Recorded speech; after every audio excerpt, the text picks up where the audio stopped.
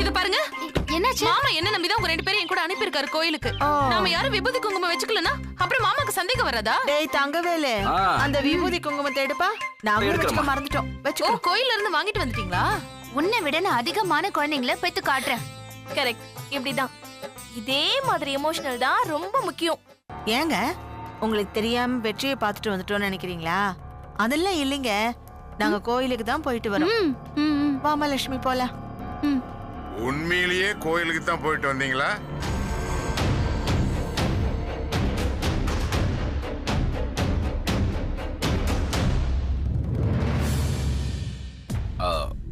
ஆமாப்பா, கோயிலுக்கு மட்டும் தான் போயிட்டு வந்தோம். உண்மையாவா சொல்ற?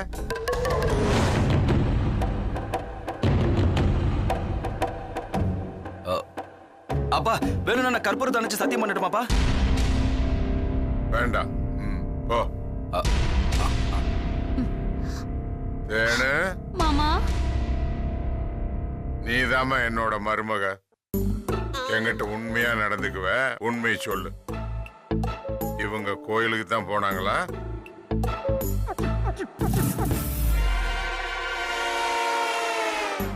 ஆமா மாமா, நாங்க கோயிலுக்கு தான் போனோம். நானும் தூங்காம இவங்கள பாத்துக்கிட்டே இருந்தேன் மாமா. என்னது, தூங்காமலாவா? இல்ல மாமா, உஷாரா உங்க பேச்ச கேட்டுக்கிட்டு நான் தூங்காம இவங்கள பாத்துக்கிட்டேன்னு சொல்ல வந்த மாமா. ஓ ஓ, பாருங்க மாமா, விபூதி குங்குமம் எல்லாம் வச்சிருக்கேன். இதெல்லாம் கோயில்ல தான் மாமா கொடுத்தது. நாங்க நிஜமா கோயிலுக்கு தான் மாமா போயிட்டு வந்தோம். நான் எதுக்கு திரும்ப திரும்ப கேக்குறேன்னா, இவளுக்கு பசங்க மேல பாசம் அதிகம். அதுவும் வெற்றி மேல ரொம்ப பாசம் வச்சிருக்கா. பாசம் கண்ணை மறைக்கும்னு சொல்லுவாங்க. அந்த பாசத்துல வெற்றியை பாக்குறதுக்கு இவ லட்சுமியை கூட்டிட்டு போயிருப்பாளோன்னு எனக்கு ஒரு சந்தேகம். மாமா, உண்மையில எனக்கு சந்தேகம் இல்லம்மா. ஆனா புள்ள மேல இருக்கிற பாசத்துல உன்னை வெற்றியை பாக்குறதுக்கு கூட்டிட்டு போயிருப்பாளோன்னு தான் ஒரு சந்தேகம். மாமா, நீங்க என்ன நம்புங்க மாமா. நாங்க கோயிலுக்கு மட்டும் தான் போயிட்டு வந்தோம். என் மருமக உன் பேச்ச நான் நம்புறேம்மா. சரிங்க மாமா. கோயிலுக்கு போனா பக்தி தான் வரும், இதுக்கு கொட்டாய் வருது. நல்ல வேளை உன் மாமாவுக்கு நம்ம மேல சந்தேகம் வரல. வா போலாம். வாங்க.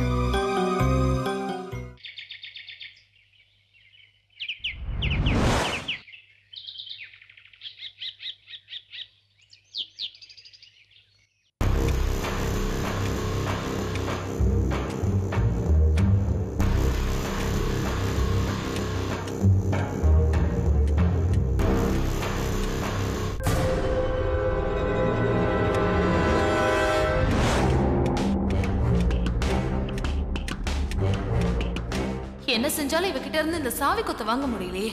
நடிக்க வந்தவள நம்பி சாவி கொத்து கொடுத்திருக்காரு மாமா. இவ செஞ்ச தப்ப பார்த்து இவளை வீட்டை விட்டு துரத்துவாங்கன்னு பார்த்தா பெத்த புள்ளைய வெளியில துரத்திட்டு இவள தாங்கன்னு தாங்குறாங்க. சரி, இப்ப நம்ம பேசுற பேச்சுல சாவி கொத்த நம்ம கிட்ட கொடுத்துட்டு இவ வீட்டை விட்டு வெளியில போகணும்.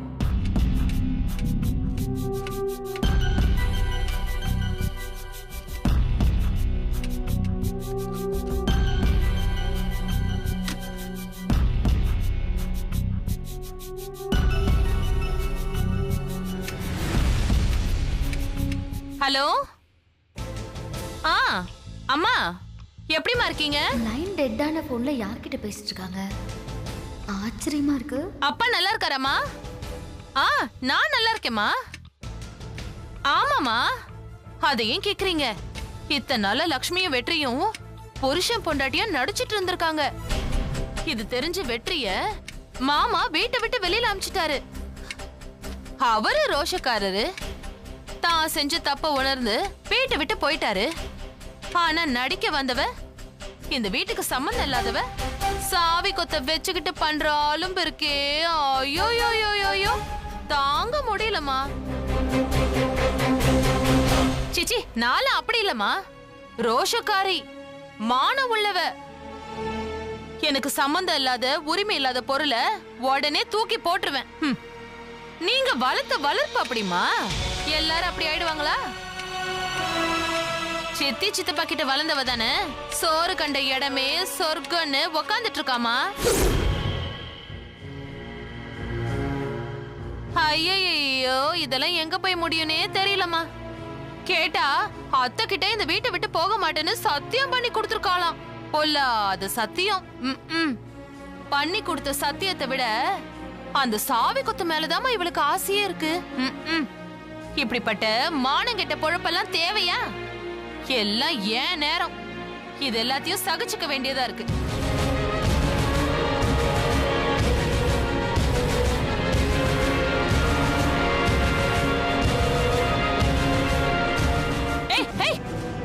ஹலோ. அம்மா, நீங்களாவது அக்காக்கு புத்திமதி சொல்லுங்க. எல்லாரையும் எல்லா காலத்திலயும் ஏமாத்த முடியாதுன்னு சொல்லுங்க.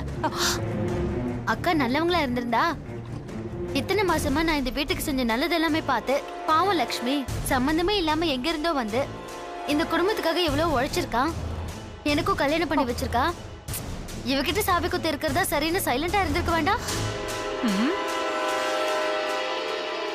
இப்ப கூட சாவி குத்த நான் வச்சுக்கணும்னு ஆசைப்படலாமா? தென்மொழி அக்காவோட அப்பா சொன்ன காரணத்துக்காக தான் அக்கா நல்லவங்களா மாறினா நானே உங்க கையில சாவி குத்த கொடுக்கலான்னு இருந்தேன். அது அவங்களே புரிஞ்சுக்க மாட்டேங்கிறாங்க. சரிங்கம்மா, அப்புறமா பேசி இவங்களுக்கு கொஞ்சம் புத்திமதி சொல்லுங்க. நான் போனை வச்சிடுறேன். அக்கா, இப்பவும் எனக்கு உங்களை ரொம்ப பிடிச்சிருக்கு. என் கூட பிறந்த அக்கா மாதிரி தான் உங்களை பாக்குறேன்.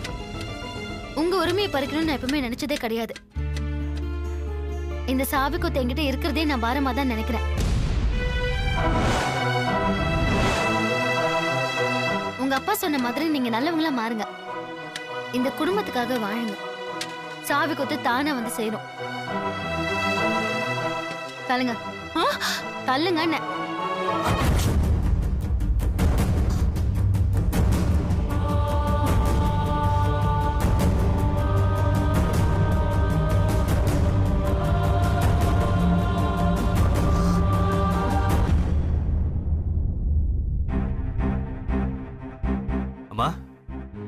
என்னம்மா ஒரு மாதிரி இருக்கீங்க? வெற்றியை வீட்டை விட்டு போனதை பத்தி யோசிச்சுட்டு இருக்கீங்களா? கவலைப்படாதீங்கம்மா, எனக்கும் மனசு கஷ்டமா தான் இருக்கு. ஆனா அப்பா பேச்ச மீறி நம்மளால எதுவும் செய்ய முடியாதுமா. இப்படியே இருந்துட்டா பிரச்சனை சரியாயிடுமாடா? பாவம் லட்சுமி நம்ம குடும்பத்துக்காக எவ்வளவோ செஞ்சிருக்கா. அது புரியாம தேன்மொழி சாவி கொத்துக்காக லட்சுமியை எப்படி எல்லாம் பேசுறா தெரியுமா? ரொம்ப கஷ்டமா இருக்குடா. எப்படியாவது வெற்றியை வீட்டுக்கு அழைச்சிட்டு வந்து லட்சுமியை கல்யாணம் பண்ணி வைக்கணும்டா. அதான்டா என்னோட ஆசை. அம்மா, அப்பாவோட குணம் தெரியாம பேசிட்டு இருக்கீங்க. அவர் எப்பவுமே நீதி நேர்மைன்னு வாழ்றவரு. ஊர்க்காரங்க கிட்ட தனக்குன்னு ஒரு மரியாதை இருக்குன்னு நினைக்கிறவரு. அதுக்காக தான் பெத்த புள்ளன்னு கூட பார்க்காம அண்ணனை வீட்டை விட்டு வெளியே அமிச்சிட்டாரு. ஆனா அவர் சொன்ன தீர்ப்புலயும் ஒரு நியாயம் இருக்கதான் செய்யுது. அண்ணன் செஞ்ச தப்புக்கு அவர் கொடுத்த தண்டனைக்கு எதிரா நம்மளால எதுவும் செய்ய முடியாது. பொல்லாத நியாயம் படலங்க தீர்ப்பு. அவர் அந்த தீர்ப்பை கட்டிட்டு அழட்டும்டா. ஆனா நாம ஏதாவது செஞ்சு வெற்றியும் லட்சுமியும் சேர்த்து வைக்கணும். அப்பாவை மீறி இதை செய்ய முடியும்னு நினைக்கிறீங்களா? ஏண்டா, உங்க அப்பா மனசு என்ன கல்லா? அவரும் மனுஷன் தானே. அவர் மனசை மாத்தி இந்த கல்யாணத்தை எப்படியாவது நடத்தி வைக்கணும். அது வரைக்கும் நான் சும்மா இருக்க போறதில்ல.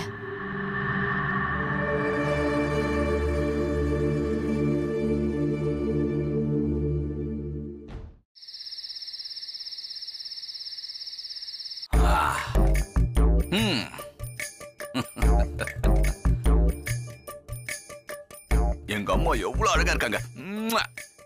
காலையில தேன்மொழி எழுந்த உடனே அம்மா முகத்துல முழிச்சிட்டு தான் எழுந்துக்கணும். இங்க படத்தை வச்சா தேன்மொழி எழுந்துப்பா. இல்ல இது சரியா வராது. ஏயான நீ கீழே போ. இல்லையே, இதுவும் சரியா வரலையே. நீ இப்போ கீழே போ. இது சரியா வரும்னு நினைக்கிறேன். ஆஹா, இது ரொம்ப ஹைட்டா இருக்கு. இங்க வேணாமா? அம்மா, உங்களுக்கு நல்ல இடம் நான் தரேன். டன்,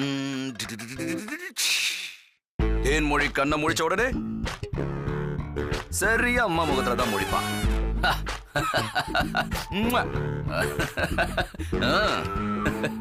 நீங்களாம் உங்க இடத்துக்கே போங்க. ஐயோ, என் கண்ணே எங்க அம்மாவுக்கு பற்றும் போல இருக்கு.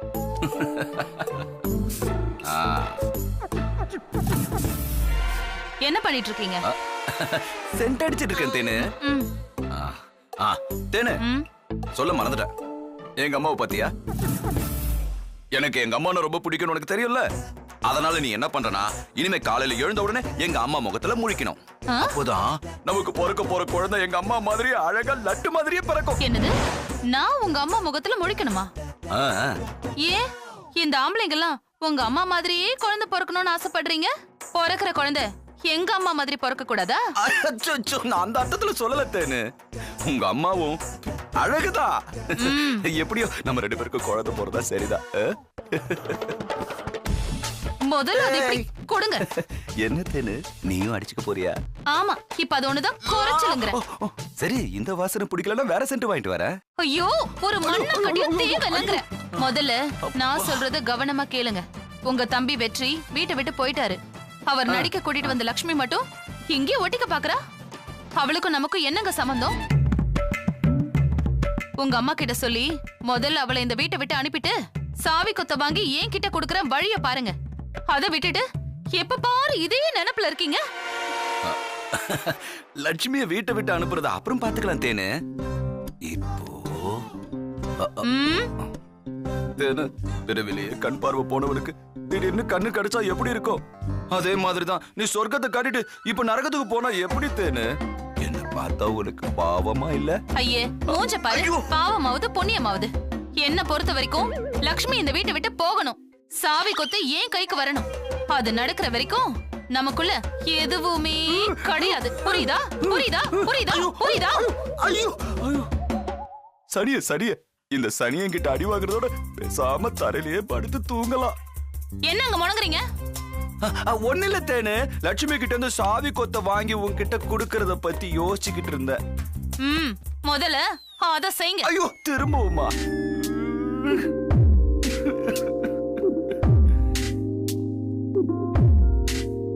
தேனு, இன்னொரு முறை யோசிச்சு பாரு. சாவி கொத்து. சரி.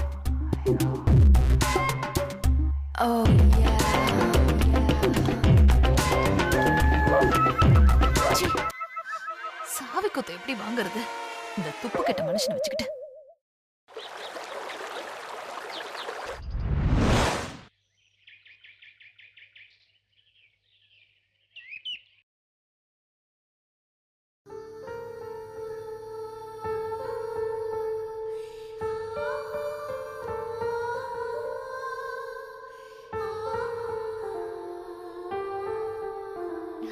ஹாய். என்ன?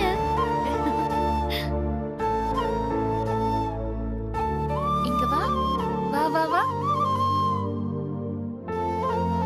என்ன? வா.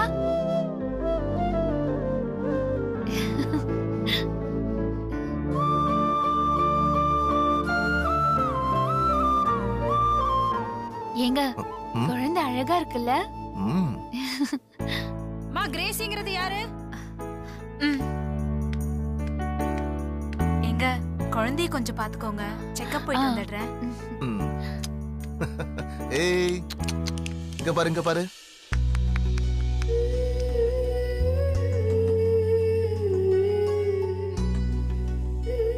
என்ன லட்சு, குழந்தைய அப்படி பாக்குற?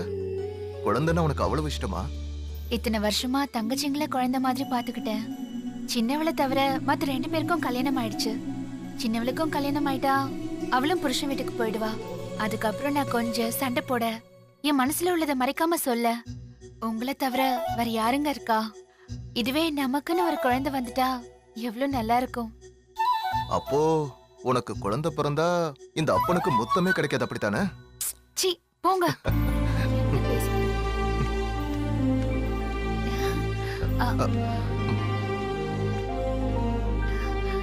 டாக்டர், எங்க அம்மாவுக்கு ஏதாவது ஆயிடுமோன்னு பயந்துகிட்டே இருந்தேன்.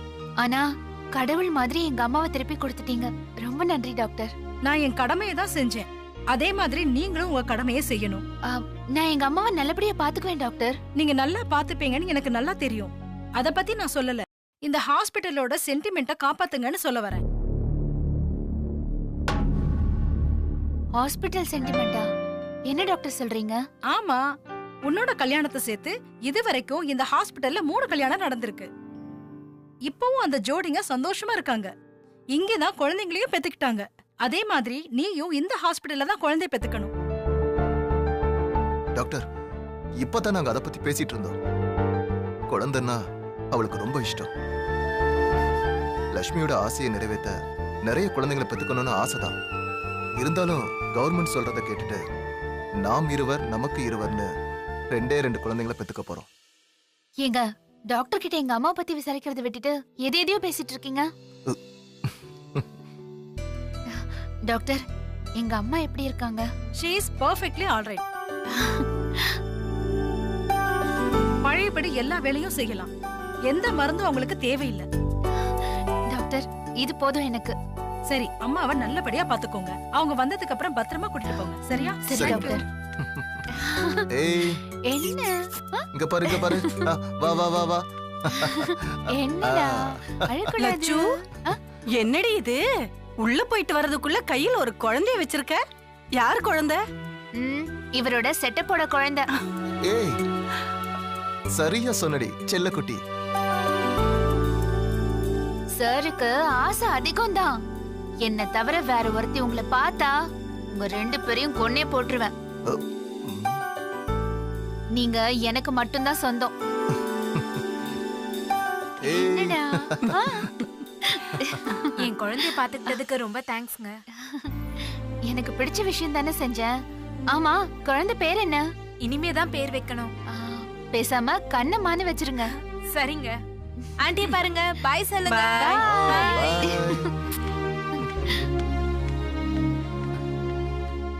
லட்சு, அத அப்படி யோசிக்காம உடனே பேர் சொல்லிட்ட. நமக்கு பிறக்க போற குழந்தைக்காக யோசிச்சு வச்ச பேருங்க. நமக்கு பொண்ணுதான் பிறக்க போகுதுன்னு உனக்கு எப்படி தெரியும்? உங்க ஆசையும் அதானே. நானும் அத பத்தி நினைச்சிட்டு இருக்கறதால முதல்ல நமக்கு கண்டிப்பா பெண் குழந்தை தான் பிறக்கும். உன்ன மாதிரி அழகான பொன் குழந்தை கிடைச்சா நம்ம ஏரியா பசங்க எல்லாரும் என் பேச்சதான் கேட்பாங்க. எப்படி எப்படி? நமக்கு குழந்தை பிறந்து வளரும் போது உனக்கே புரியும். சரி, இங்கே பேசிட்டு இருந்தா எப்படி? வாங்க வீட்ல போய் பேசிக்கலாம். வாங்க வாங்க.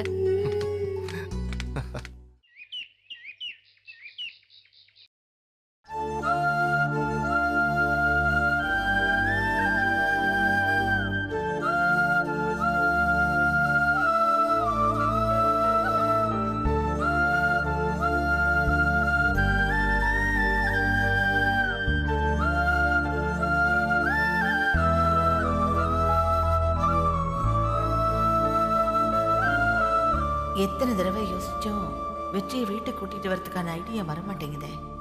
என்ன பண்ணலாம்? அதுதான் சரி. ஆனா லட்சுமி பொய் சொல்ல ஒத்துக்க மாட்டாளே. ஏற்கனவே ஒரு தடவை பொய் சொல்லிட்டு என்னால வெற்றி பட்ட கஷ்டம் போதும்னு சொல்றா. அவ இந்த வேலைக்கு சரிப்பட்டு வரமாட்டான். வேற யாரு? தங்கவேல்? ஆஹா, அவனும் உளறி கொட்டிடுவான். இதுக்கு சரியானவ சக்திவேல் தான்.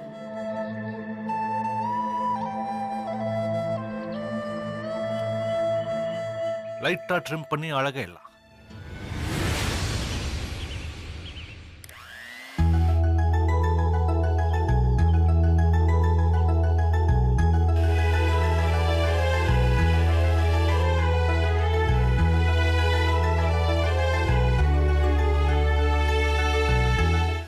சக்தி, என்னமா? லட்சுமியை பார்க்கவே பாவமா இருக்குடா. வெற்றியும் பாவம். வீட்டை விட்டு போய் தனியா கஷ்டப்படுறான். சின்ன வயசுல இருந்தே அவனை நான் பிரிஞ்சு இருந்ததே இல்லடா. நீயாவது 12 வருஷம் என்ன பிரிஞ்சிருந்த. ஆனா அவன் இந்த வீட்டை விட்டு போனதே இல்லை. அவன் இல்லாம வீடே வெறிச்சோன்னு இருக்குடா. அவனை வீட்டுக்கு வர வைக்கணும்டா. எனக்கும் வெற்றி என்ன வீட்டுக்கு வரணும்னு ஆசையா தான் இருக்கு. ஆனா அப்பாவோட பேச்சை மீறி எதுவும் செய்ய முடியாது. அவர் மனச மாத்த நான் ஒரு ஐடியா கண்டுபிடிச்சிருக்கேன். மா நீங்க என்ன செஞ்சாலும் அவர் மாற மாட்டாருமா. பெத்த புள்ளைய விட அவருக்கு தீர்ப்பு தான் ரொம்ப முக்கியம். நான் மட்டும் தனியா உட்காந்து யோசிச்சு ஒரு ஐடியா கண்டுபிடிச்சிருக்கேன்னு சொல்றேன். ஆர்வமா அது என்னன்னு கேட்காம எதுக்கு அந்த மனுஷனை பத்தி பேசுற? அந்த மனுஷனா? ஆமா, பெத்த பிள்ளைய வீட்டை விட்டு அனுப்புற அந்த ஆளுக்கு என்ன மரியாதை வேண்டி கிடக்கு?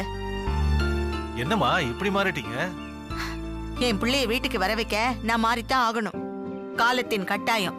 என்ன தடுக்காத. சரி, ஏதோ ஐடியா சொல்றேன்னீங்களா, அது என்னது? இப்ப நான் சொல்றது எக்காரணத்தை கொண்டும் லட்சுமிக்கு தெரியக்கூடாது. அவளுக்கு தெரிஞ்சா அந்த மனுஷன் கூட சேர்ந்து என் ஐடியாவை கெடுத்து விட்டுருவா. சரி, உங்க ஐடியா சொல்லுங்கம்மா. உங்க அப்பா இருக்காரே, அந்த மனுஷன் சென்டிமெண்ட்டுக்கு அடிமையாயிடுவாரு. நான் என்ன பண்ண போறேன் தெரியுமா? என்ன பண்ண போறீங்க? நான் குணமான உடனே டாக்டர் என்ன சொன்னாரு?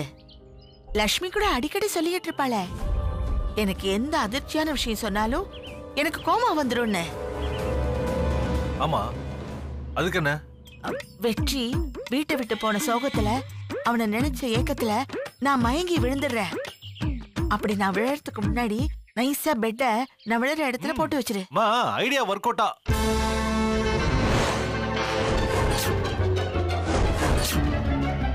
இப்ப அந்த ஆளு மட்டும் என் கையில கிடைச்சாருன்னு வெகி, எனக்கு வர்ற கோவத்துக்கு என்ன செய்வேனே தெரியாது. அப்பாமா எங்க அவரு? எங்க?